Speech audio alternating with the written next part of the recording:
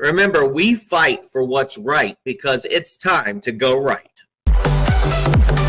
Time to go right.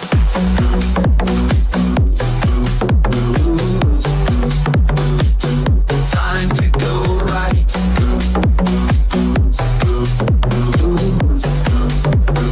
Time to go right.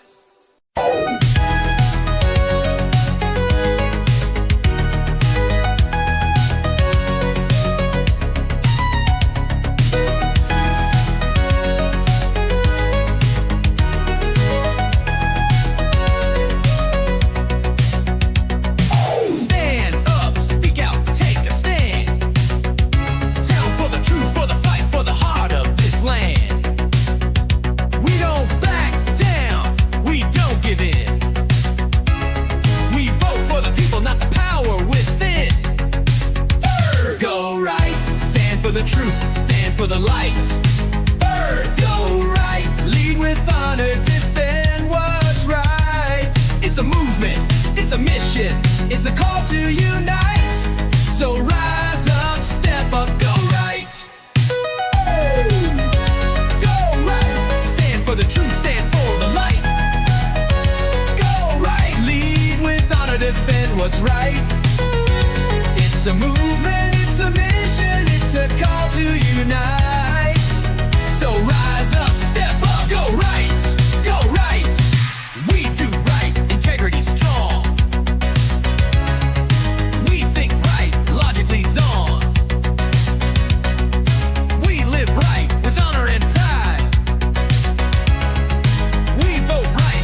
Decide.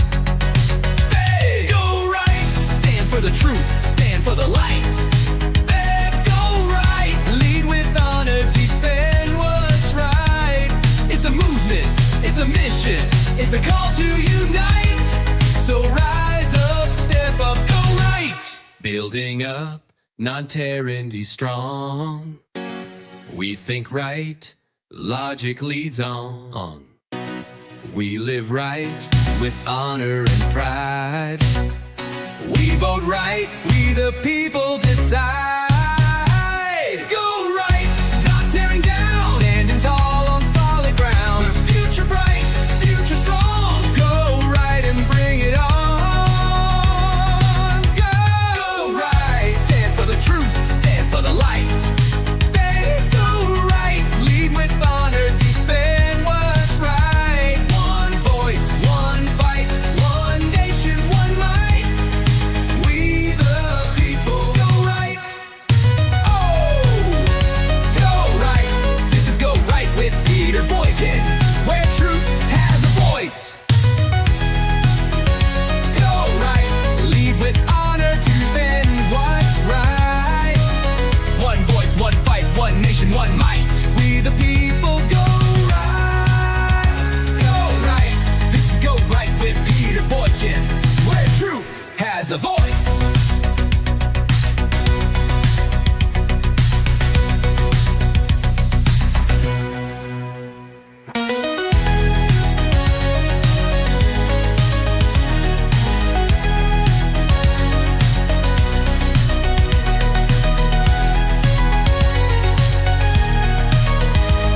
We the people go right. This is Go Right with Peter Boykin, where truth has a voice. We the people go right. This is Go Right with Peter Boykin, where truth has a voice.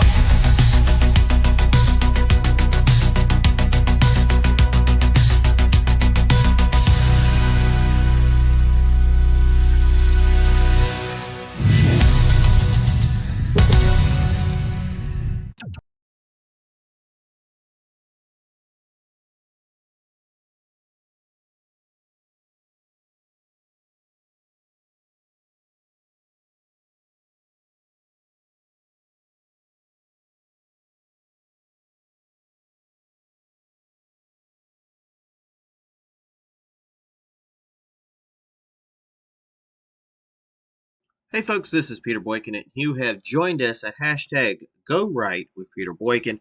Today we're going to do a shift. We're going to talk about more North Carolina news. You can get these articles at GoRightNC.com and GoRightNews.com. Just to remind you that hashtag GoRight is more than politics, it's a way of life. Hashtag GoRight isn't just about politics, it's about doing what's right in every aspect of life. It's about making choices. It's about that uplift, that strengthen and unite our communities. It means doing right, standing with truth, integrity, and accountability, thinking right, using logic, common sense, and fairness in decision makings, being right, living with honor, respect, and responsibility, and voting right, electing leaders who put we the people first. Hashtag Go Right is a direction, a call of action to those who believe in building, not destroying. It's about working toward a better future together. So thank you for tuning in. We've got two articles to talk about today, and it's a lot to take in. It's a lot to take in. And so we're starting with a North Carolina stands firm for liberty and safety amid St. Patrick's Day revelry. I've already posted these already on Facebook and some platforms as well. People will, they've already made some comments, etc. It's always going to happen. And we're going to go right into the first article here in just one moment.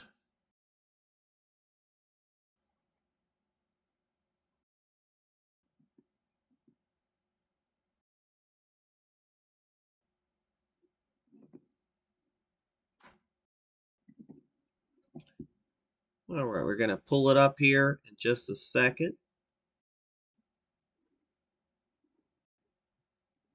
Starting with the first article.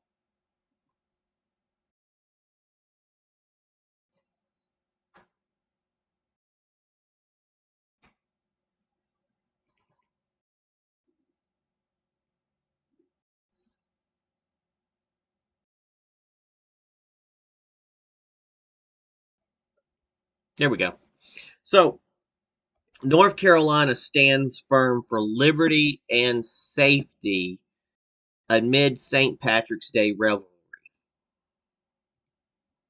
Again, you can also get these on GoRightNews.com, and you can also get them on GoRightNC.com. As I live in North Carolina, I will at least once per week go over some North Carolina news or include it as needed. All right, so North Carolina stands firm in liberty and safety amid St. Patrick's Day revelry. A tale of two roads. And as usual, I need to increase the size by a smidge. All right. Tale of two roads. Picture this: a winding North Carolina highway stretches out under a canopy of budding dogwoods, the air thick with the promise of spring. A family cruises along, kids laughing in the back seat, heading to a St. Patrick's Day celebration in Raleigh, North Carolina. Meanwhile, another driver swerves dangerously close, his judgment dulled by one too many green beers. In a heartbeat, joy could turn to tragedy. This is the stark reality our constitutional republic faces every holiday season. A clash between personal freedom and the collective duty to protect life and liberty. Here at Go Right News and Go Right NC, we're diving into the latest headlines, shaking up the Tar Heel state with a passionate lens rooted in constitutional principles and a moderate to conservative Republican heartbeat. Let's break it down. The facts expand at a deep dive. Public safety. Booze it or lose it. The campaign underway across North Carolina. Governor Josh Stein's highway safety program has rolled out its annual St. Patrick's Day Booze It or Lose It enforcement blitz. As nationwide or statewide, well, you could say nationwide as well, statewide effort to clamp down on impaired driving as the Shamrock-fueled festivities approach. The NC Department of Transportation's press release lays it out plain and simple. From now until St. Patrick's Day, North Carolinians can expect a surge in law enforcement presence, more patrols, more sobriety checkpoints, and zero tolerance for those who dare to mix booze with the open road. This isn't just about curbing your fun, folks. It's about safeguarding the God given right to life that our constitutional republic was built on. Last year's campaign saw 784 DWI charges handing out, a sobering reminder of the stakes. Even more alarming, 71 of those were slapped on drivers under the age of 21. Kids barely old enough to vote, yet alone drank legally. Colonel Freddie L. Johnson, Jr., commander of the North Carolina State Highway Patrol, didn't mince words. He said embracing fun traditions is one thing. Engaging in a deadly behavior that is drinking and driving is another. Getting behind the wheel after consuming alcohol puts lives at risk. And he's right. Liberty doesn't mean license to endanger others. NCGHSP Director Mark Ezell echoed that sentiments, noting that the consequences of driving while impaired are life-altering.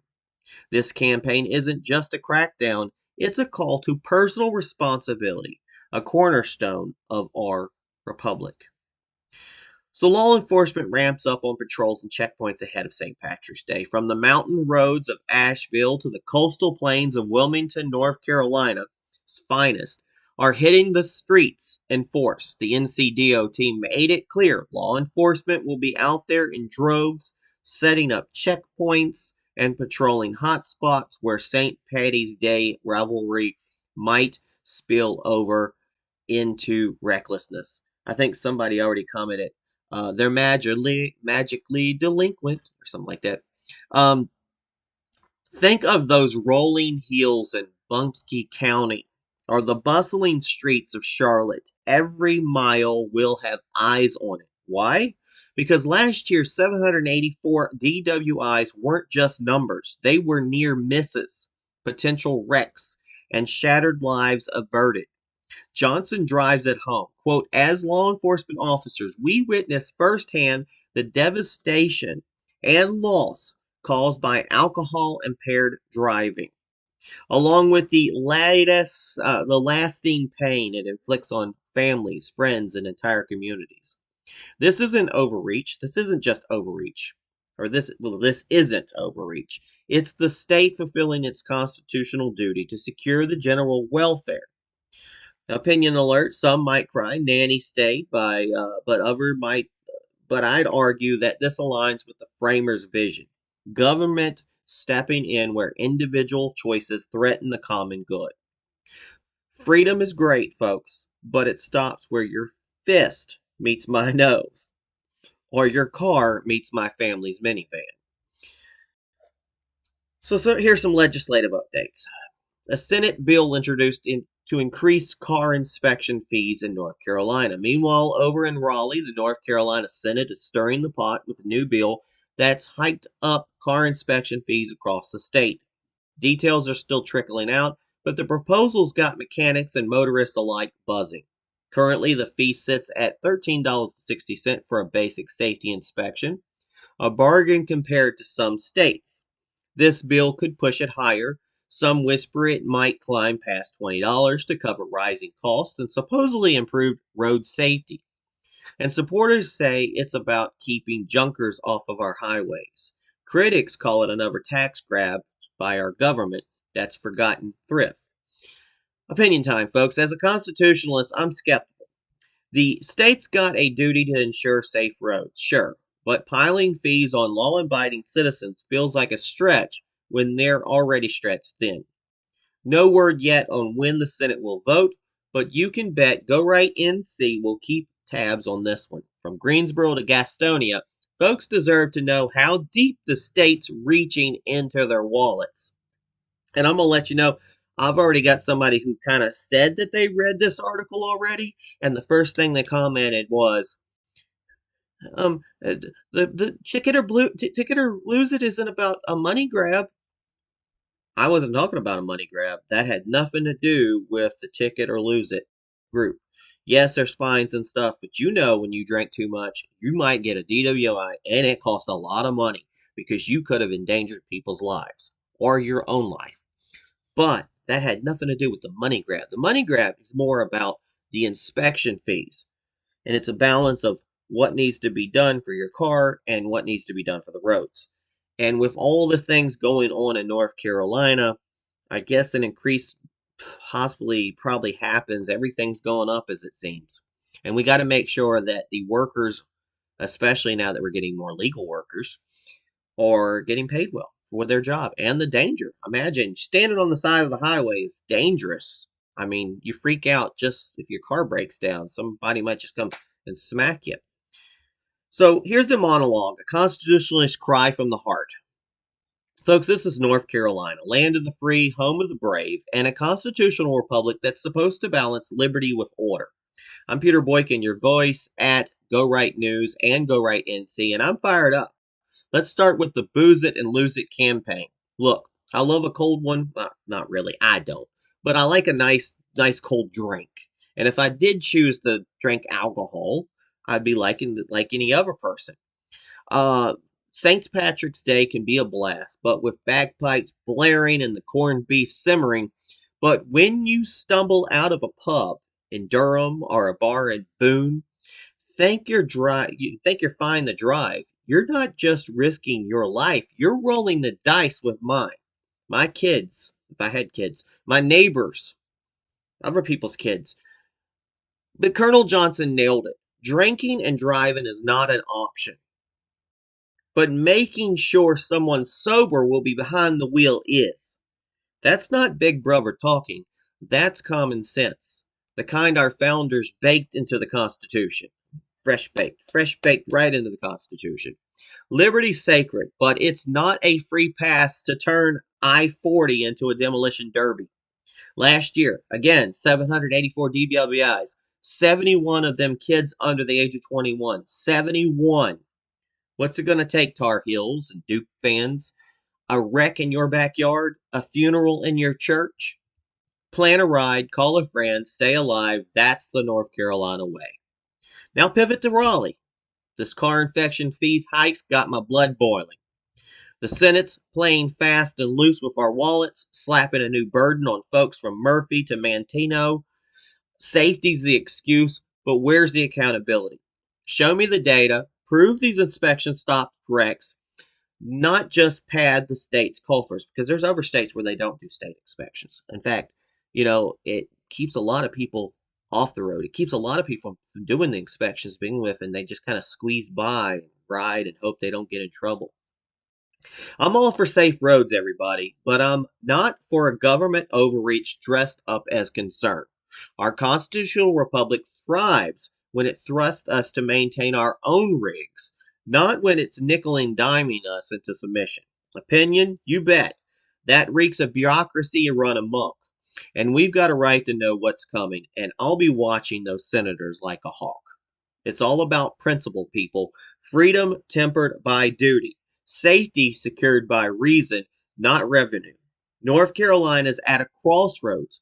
Will we hold fast to the Constitution or let it erode under excuses? I say we stand tall, drive sober, and demand transparency. And that's the go right way. And here's the hashtag Go Right Recap Remix. Here's the remix, y'all.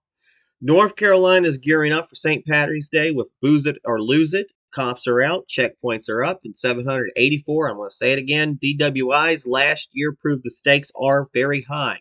Meanwhile, the Senate's eyeing your wallet with a car inspection fee jump. Safety or shakedown, you decide. At Go Right News and Go Right NC, we're calling it like we see it. Liberty first, responsibility always, and government on a leash.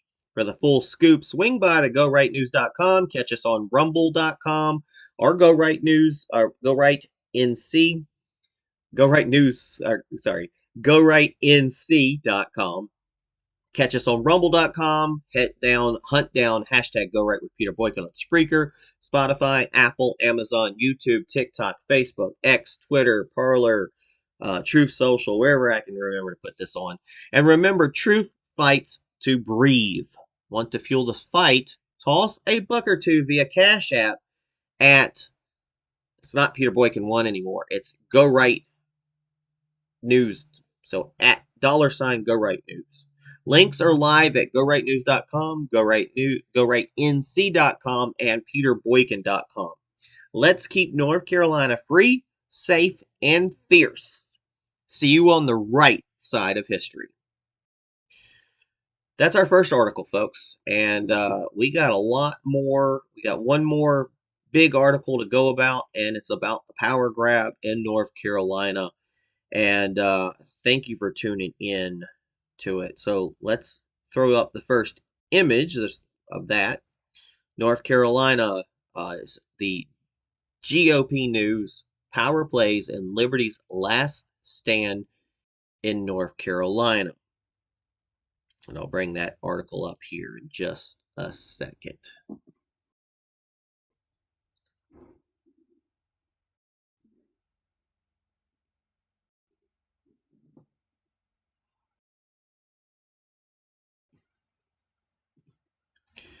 And here we are, folks.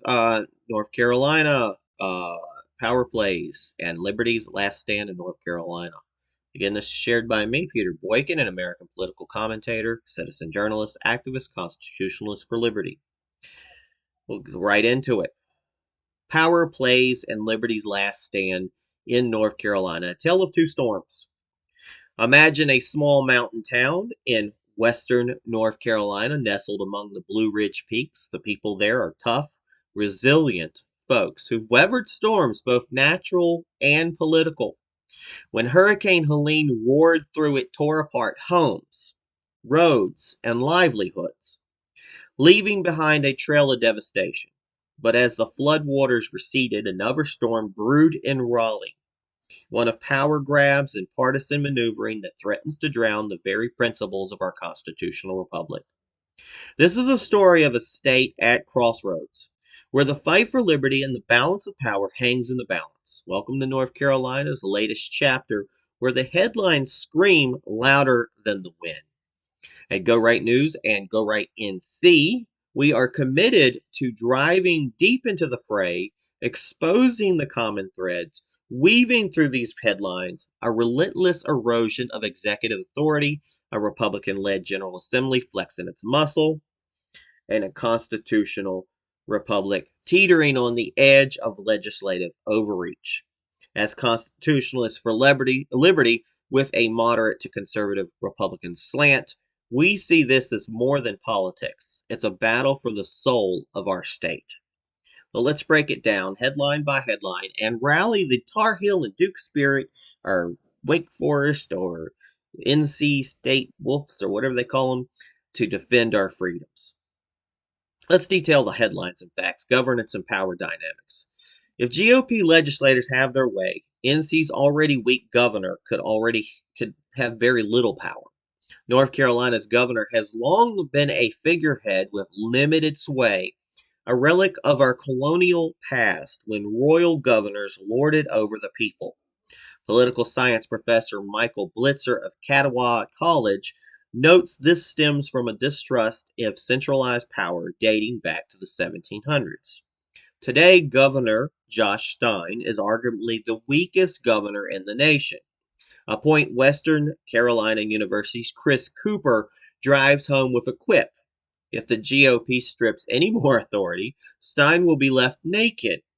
Unlike other states, our governor has no line item veto, no say in redistricting, and no control over constitutional amendments or local bills affecting fewer than 15 counties. His budget? A suggestion lawmakers can and do toss aside. Now, Republican-led bills aim to shrink his influence even further, shifting power to the General Assembly or GOP-held executive officers. Bitzer sums it up, it's about showing who's in control. I know it's great, as a Republican, it's great to have the leadership, but I also worry about the checks and balances. That's what our national government goes by. And where are the checks and balances when you strip somebody completely of power? And hell, I ran for lieutenant governor, and I knew that I wasn't going to have much power, but you just kind of you're there. But you take the blame. We'll blame the governor for everything. We'll demonize him, no matter if it's the Republicans blaming the Democrats or the Democrats blaming the Republicans. That's what happens, even though we know that the governor here doesn't really have much power, just speaking. Get out there and speak. Stripping more governor power. Take House Bill 48, a double edged sword that censures former Governor Roy Cooper's use of emergency powers to boost unemployment benefits post Helene. While reluctantly ratifying his order, sponsor Representative Julia Howard, Republican, argues Cooper overstepped. But the bill's real aim is clear. Future governors can't act unilaterally in a crisis. Only the General Assembly or Congress can expand benefits. Democratic Representative Deb Butler says it's a calculated effort to undermine the balance of power, and she's right. Hate to say it. Then there's House Bill 144 proposing voters elect more of the state board of election. They elect most of the state board of election, stripping the governor's appointment power, and House Bill 64 requiring legislative approval for clemency actions.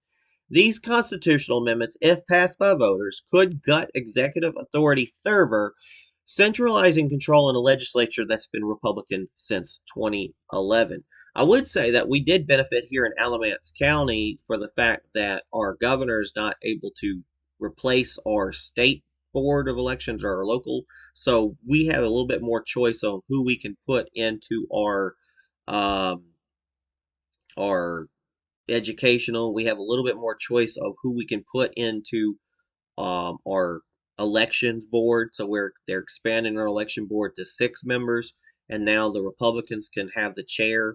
So that will kind of balance it out. We wouldn't have had that if they had limited the power of our governor. But it can always switch the other way, folks.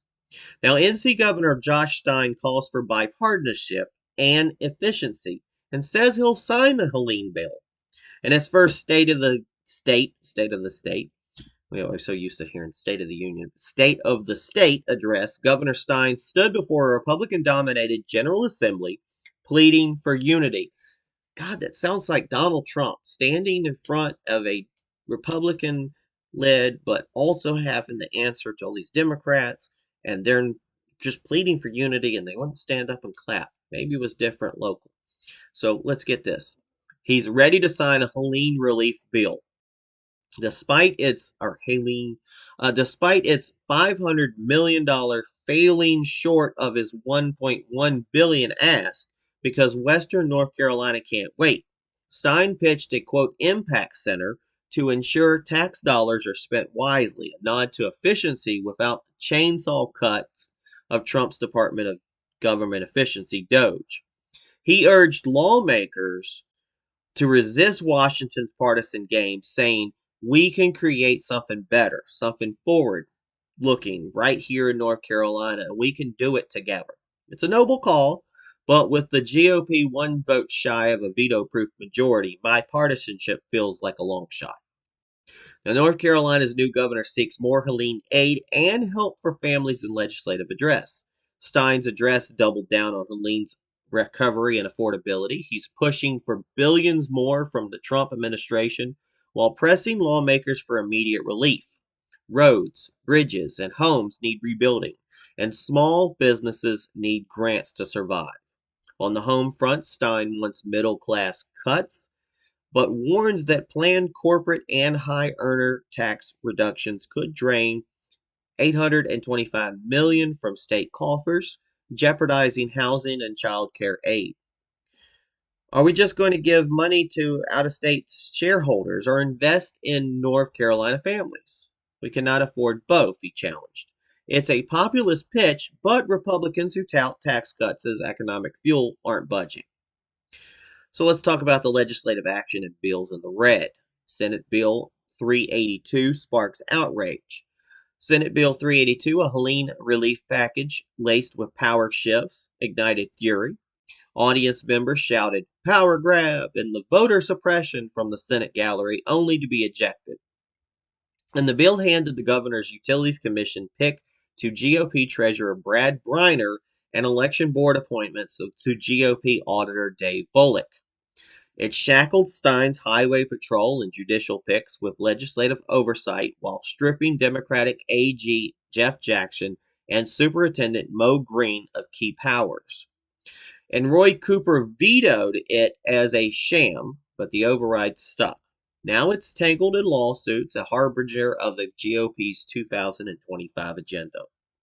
Let's move on to House Bill 48, limiting emergency powers. Now, this bill's hypocrisy is glaring. It slams Cooper's Helene aid expansion as illegal, yet blesses it after the fact, ensuring no governor can act alone again. It's a slap at executive agility in crises, favoring legislative gridlock over decisive action, a dangerous precedent for a state prone to national disasters. I mean, folks, we got to think about it. Donald Trump, president, needs to be able to take care of national emergencies without running to the set legislature all the time. So even if we do have a Democrat governor, if we have a national disaster, natural disaster, he's got to take action right then. You can't wait around for people to assemble and decide and play politics, blah, blah, blah. We got to get the stuff going, at least temporary. So House Bill, here, let's move on. House Bill 144 and House Bill 64, constitutional amendments targeting education and clemency.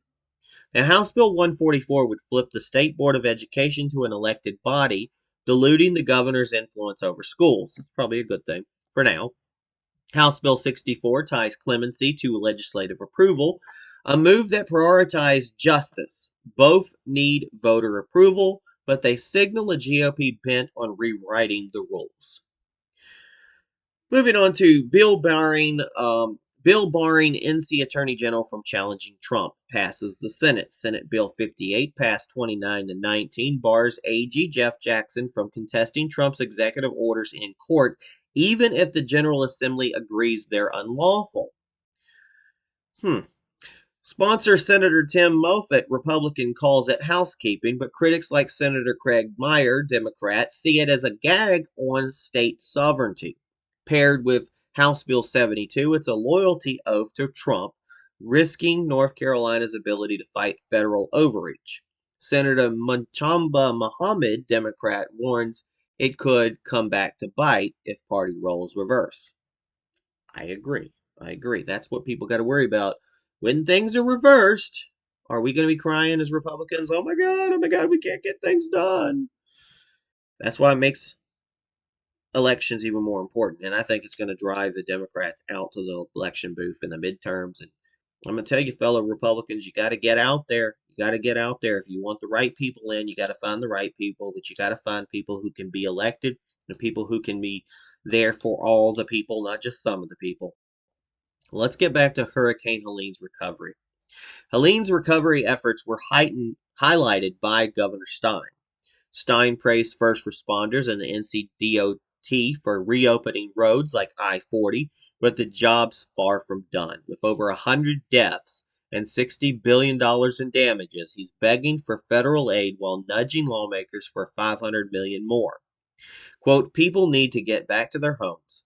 Roads and bridges need to be fixed. Businesses need to keep their doors open, he insisted. And House Speaker Destin Hall agrees that it's top priority, but haggling over details stalls progress. So let's move on to education and social policies. Stein wants police officer bonuses and higher teacher starting pay. Stein's pushing raises and bonuses for law enforcement and correctional officers, plus top-tier starting teacher pay in the Southeast, moving that one rare GOP applause. Hey, at least he's getting some applause from the opposite party. But his $4 billion school bond and cell phone-free classroom stance highlight a rift. He blasts private school vouchers while Republicans double down on school choice. So party politics and statements. NC GOP's statement on Democrats' silly anti-Doge stunt. The NC GOP blasted Democrats for protesting Trump's Doge cuts, snarkling, quote, Democrats didn't hold angry protests when inflation was hurting American families or when Western North Carolina desperately needed resources like after Hurricane Helene. They tout Trump re-election and GOP gains as proof Tar Heels do people, whatever you want to call it, want common sense leadership. So here is the Republican response by House Speaker Destin Hall. Hall's rebuttal of Stein praised Helene's recovery collaboration, but reaffirmed the GOP's Trump-aligned agenda, immigration enforcement, school vouchers, and tax cuts. Quote, "We've cracked the code on how to deliver common sense policies that fuel growth and protect our communities." He boasted, contrasting Raleigh's civility with DC's chaos. So here's the common threads: a constitutional crisis in the making. When you take a closer look at the situation, the story of North Carolina's political climate is clear. Our constitutional republic is facing serious challenges. The GOP led General Assembly is pushing the boundaries, asserting its control and shaping the state's future with legislation that consolidates power. While this may seem like a strategic move, it's not all black and white. After all, if the Democrats were in control, they would likely do the same. Politics, as usual, continues to unfold. From Governor Josh Stein's diminished influence to Attorney Jeff Jackson's role being confined, the intent to centralize control is undeniable. But it's not just about the GOP. This power struggle comes with deep implications for our state's future.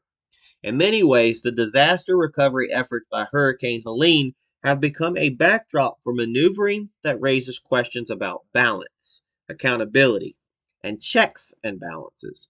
Bipartisanship is a nice fault, but the political games continue on both sides. As constitutionalists, we understand the need for balance and the risks that come with weakening any branch of government. A weak executive isn't ideal, but it's a political strategy often employed by both sides. Emergencies like Helene demand quick, decisive action, not endless delays. And the question of how far one branch should control others is an issue that must be addressed. The current debate over the Attorney General's power to challenge federal overreach is more than just a tactical move. It's about defining the scope of state sovereignty and respecting the rights of the people. The GOP's current approach may provide short-term victories, but it's a reminder of what happens when power consolidates in one place. It's the same kind of political maneuvering that would be expected from the Democrats if they held the majority.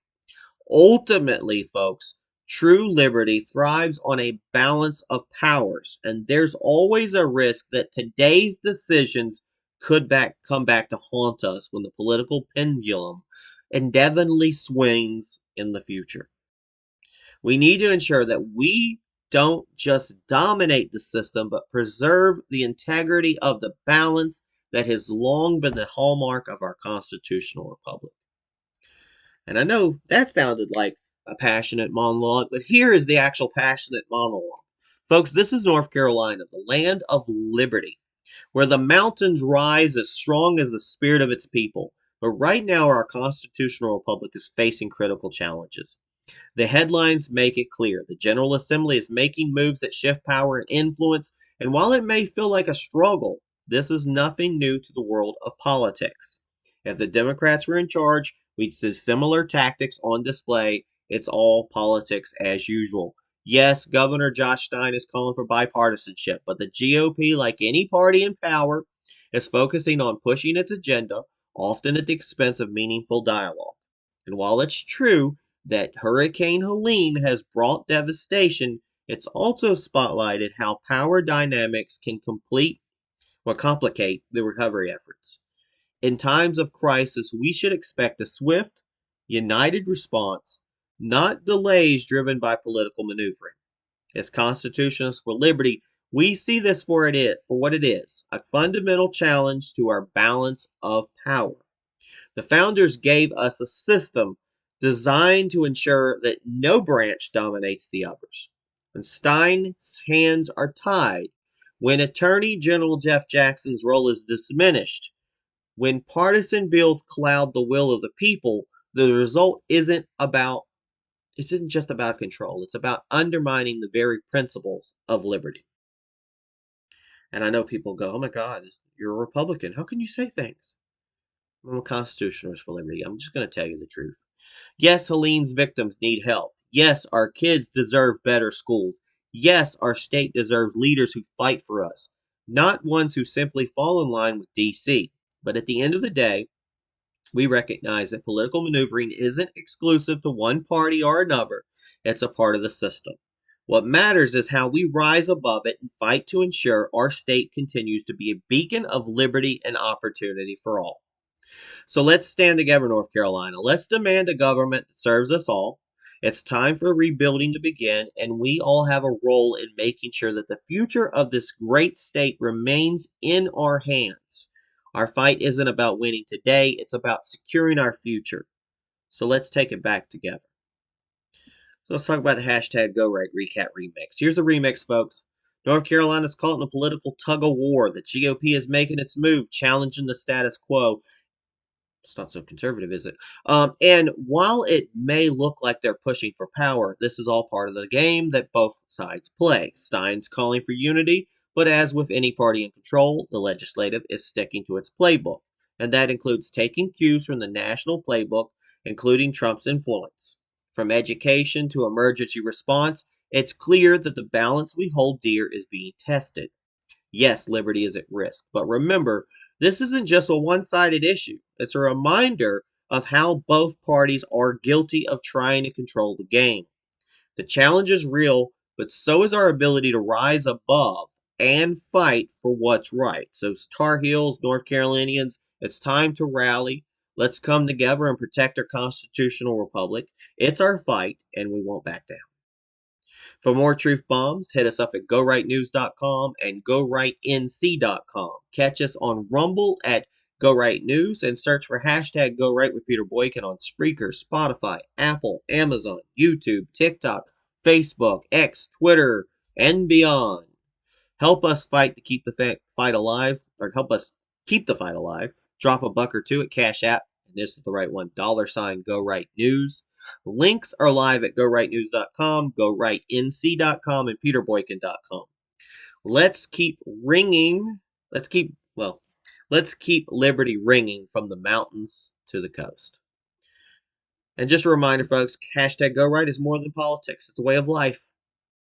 Go Right isn't about politics. It's about doing what's right in every aspect of life. It's about making choices that uplift, strengthen, and unite our communities. It means doing right, standing for truth, integrity, and accountability, thinking right, using logic, common sense, and fairness in decision making, being right, living with honor, respect, and responsibility, and voting right, electing leaders who put we, the people, first. Hashtag Go Right is a direction, a call to action of all those who believe in building, not destroying. It's about working toward a better future together. So thanks for tuning in, folks. And this has been hashtag Go Right News, and we have been concentrating on what's been going on in the North Carolina area. And I am glad you've tuned in. And we hope you have a wonderful, wonderful day. Hi, folks. This is Peter Boykin from hashtag Go Right. Let me break some things down. The future is up to you, and what are you willing to put into it? So will you hashtag Go Right for America? Will you participate in the great American revival? Because together we can and will make America great again. But it's up to you. It is up to you. It's time to join the Go Right movement. It is time to hashtag Go Right for America. Join us at GoRightNews.com. It is time for the great American revival, and it is time to hashtag Go Right for America.